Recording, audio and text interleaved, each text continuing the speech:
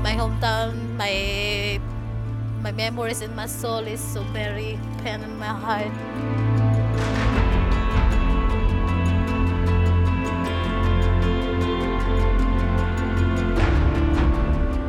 Ang Marawi napakaganda. Pero tingnan mo ang nangyari ngayon. Hindi na makilala ang Marawi. Sa ISIS ang dumaan yung lahat ng pangyayari.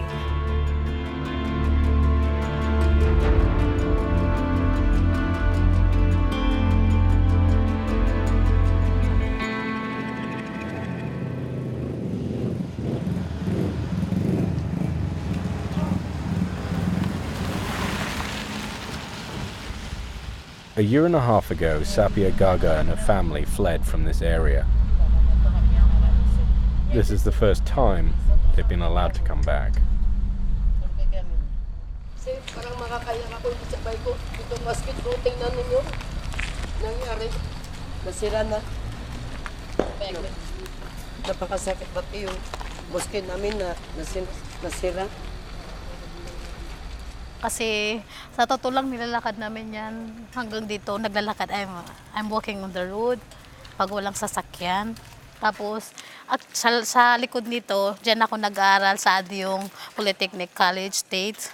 Tapos napakaganda talaga, napakasaya. The Islamic city of Marawi on the island of Mindanao was the biggest trading center in the southern Philippines. A place where the locals say Muslims and Christians lived side by side in peace. Mga tao dito, kahit malayo, nagkakawayan. Kahit hindi magkakamag-anak yung tao kasi dito, magkakapatid. Nagkakaisa. But then came the afternoon of May 23rd, 2017.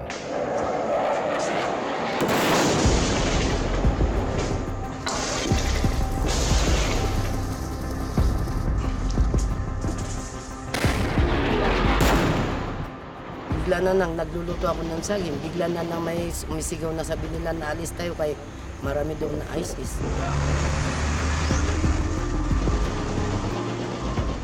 Hundreds of militants affiliated with the Islamic State in Iraq and Syria, better known as ISIS, took over large parts of Marawi.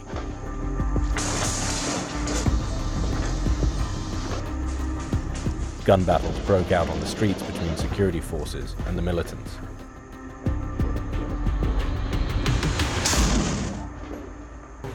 Tumakbo kami, hindi namin kapati nga mga apo ko, hindi ko nga alam. Kaya wala kaming nadala. Kahit isang damit na wala, bigla na lang kami kan kasi yung mga apo ko, dami-dami nila. Mga apo ko, natakot sila, puro sila nag-iyakan. Ang mahalaga na nakatakas tayo kasi hindi na natin kailangan ng mga damit o ano dyan. The Philippine military, lacking equipment and ill-trained for urban warfare, responded with airstrikes.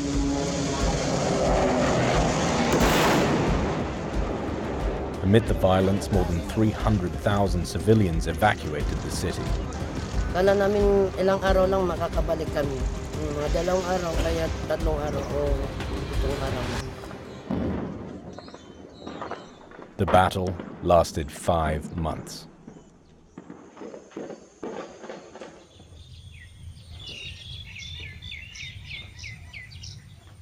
Marawi is the only city in the Asia-Pacific to have been occupied by ISIS-linked fighters. During those 5 months of fighting, the eastern part, the city's economic heart, sustained the most damage. The government calls it the most affected area, or MAA.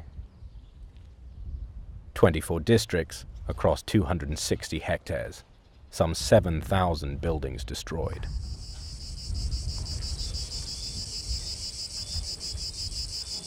More than a year after President Rodrigo Duterte declared the city liberated from the militants, the MAA still looks like this. Nature has crept in and overtaken what's left of people's homes and businesses.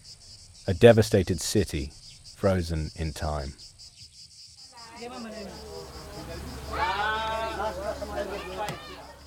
Ngayon, ang hanap buhay ko ngayon, dyan ang sa banana queue, tsaka yung mga tempura.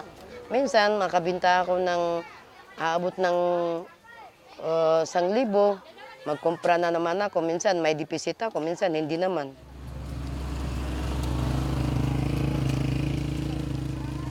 This is where Sapia and her family have been living since they fled.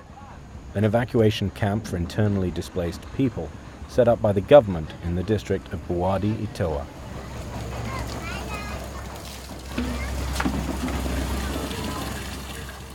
"667 people live in this camp. They have nowhere else to go." Sapia and her family share this 12 square meter tent. 18 adults and children in this tiny space. Yung sitwasyon namin sa evacuation center, lalo na pagka maaraw, yung mga bata, kasi ako may maliliit akong anak, grabe yung init, kaya nakakalabas kami ng tent. Tapos pagka mag-uumaga naman yung lamig, sobra yung lamig. Eh, siyempre, talagang mahirap ang buhay namin. Lalo na pag umuulan. Hindi kami basta-basta makakalabas dahil madulas yung mga daan, malapok, yun.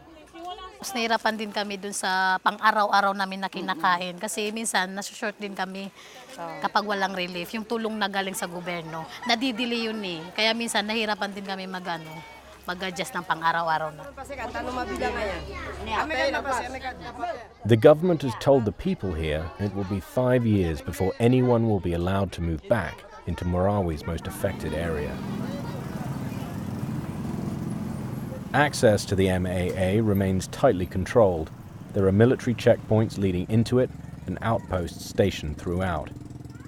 People can only enter with official permission and a military escort. Philippine troops have spent more than a year securing the area. They are still removing unexploded bombs and clearing debris from the streets. Dito pwedeng paglagyan ng mga tents. Assistant Secretary Felix Castro heads the government's task force on Marawi's reconstruction. He says it'll take up to a year and a half to finish the initial cleanup.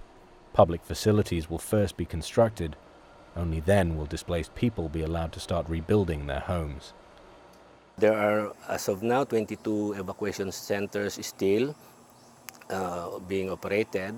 We intend to close that and transfer those in the evacuation centers to temporary sites. Hindi namin matitis kung abot pa ng 5 taon, 5 years for waiting. So very long.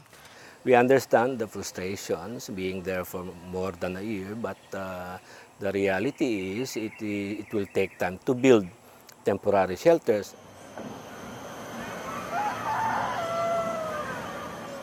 More than 1,000 people live in Sagon Sangan. It's the largest of the government's temporary developments.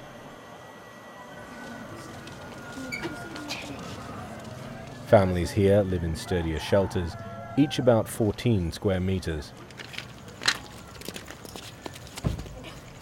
They say conditions are better than at the evacuation camps, but only just. Dito po kasi sobrang hirap. Minsan po nakakakain po kami na ulam lang po namin na asin. Tapos minsan po wala po kaming tubig. Ang relief, wala lahat. Wala yung hanap buhay namin. Kung maisip ko yung dati na buhay namin, kasi sa ngayon na parang hindi ko matanggap na ganito kami ngayon. Before the siege, Sarah Lynn had a small shop in Marawi that sold women's clothes.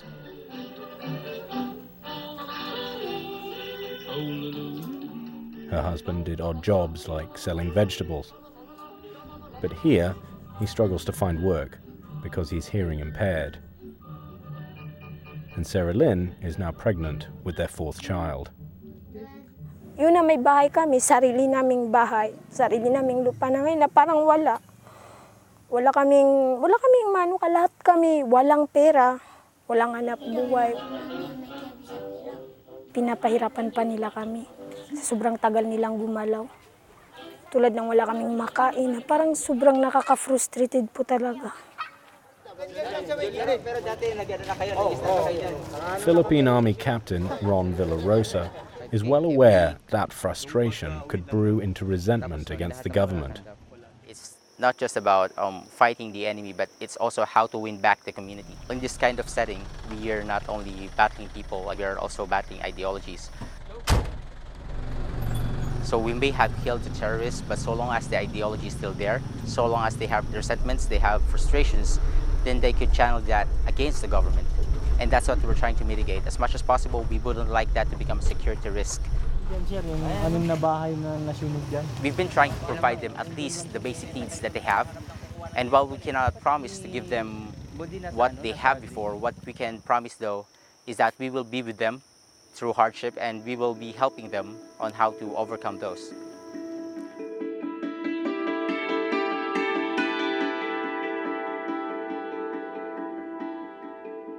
The people of Marawi know cleanup and rebuilding are monumental tasks. A year on, the streets are mostly passable, and the majority of unexploded bombs have been collected.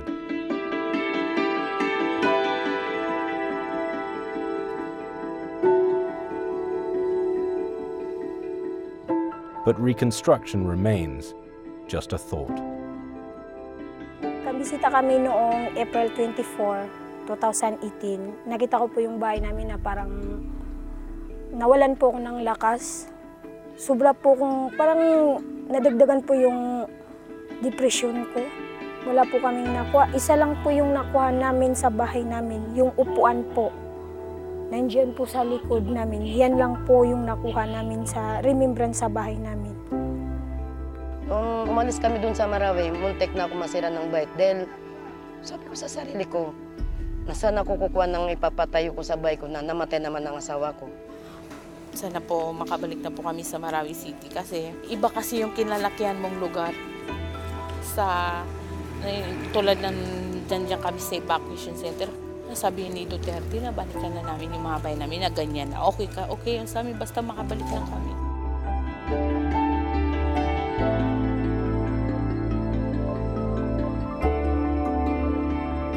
There are still so many unanswered questions about Marawi's reconstruction. Among them, who will do the rebuilding? Where will the money come from?